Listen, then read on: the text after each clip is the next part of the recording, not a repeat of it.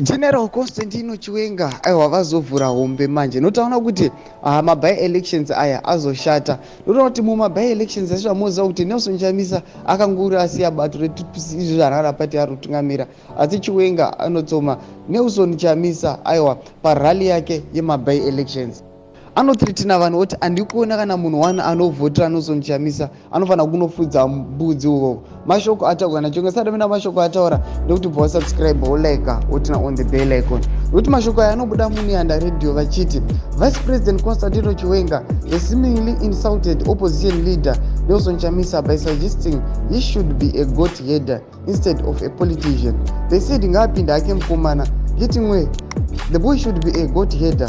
He should grow up and do things the proper way. He cannot continue to be self-centered. If he wants power, he should join others, Chiwenga said. Do mashoko atongwa na Chiwenga chiti aiwa kana Nelson Chamisa chida power ngauye ajoine vamwe ngauye kuzanu PF.